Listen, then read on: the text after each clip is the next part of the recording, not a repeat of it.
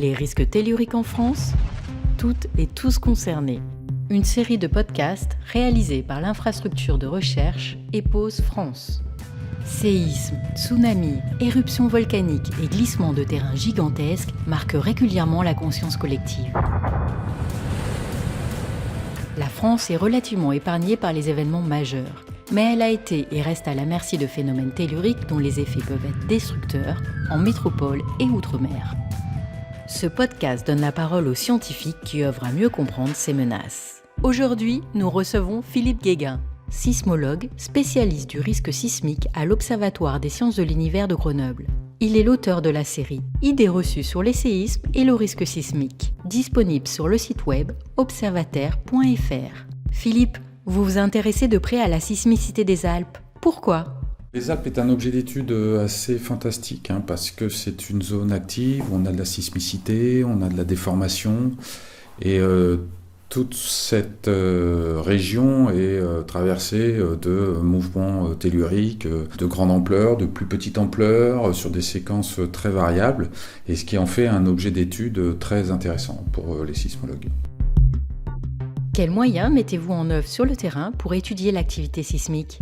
Essentiellement des moyens d'observation, c'est-à-dire que des stations sont installées un peu partout dans les Alpes, des stations sismologiques, des stations géodésiques qui vont mesurer les déplacements, mais également des stations accélérométriques dans des zones spécifiques comme les zones urbaines, alpines, qui ont des configurations très particulières avec des grandes vallées alpines, des remplissages très particuliers qui vont donner des informations très importantes sur les taux de sismicité, le mouvement du sol associé, les mécanismes reliant la sismicité et la déformation à l'ensemble du massif alpin.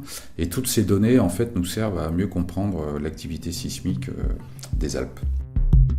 Et quel enseignement avez-vous pu tirer de ces données d'observation ? Avec ces données d'observation, on va apporter des éléments de réponse à trois grandes questions. La première concerne ce qu'on appelle le taux de sismicité, c'est-à-dire savoir le nombre d'événements, la caractérisation de la sismicité, le nombre d'événements sismiques que l'on a par jour, par an, qui vont nous permettre de donner des taux d'occurrence des grands tremblements de terre auxquels on peut s'attendre.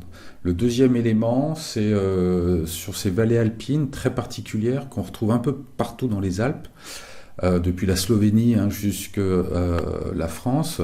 On a des remplissages géologiques très particuliers qui modifient le mouvement du sol, qui amplifient ce mouvement du sol et qui est souvent à l'origine de dommages plus importants dans les zones urbaines alpines.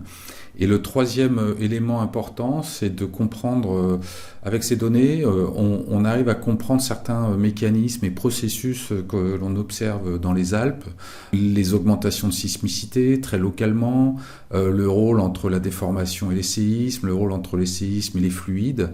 Toutes ces données nous permettent d'améliorer un peu la compréhension liée à la déformation des Alpes. Est-ce que ces connaissances profitent aux habitants et à la société en général ? Alors déjà, c'est améliorer la prévention. Si on connaît mieux les modèles de sismicité, c'est-à-dire le nombre d'événements par magnitude qu'on peut avoir par an, ça nous permet de mieux caractériser ce qu'on appelle l'aléa sismique localement dans les Alpes. Ça nous permet également d'apporter des réponses aux questions des habitants. Notre rôle est aussi, parce qu'on est producteur de ces données, de répondre à certaines interrogations que les habitants et les autorités peuvent avoir. Donc on intervient souvent auprès des habitants de ces territoires.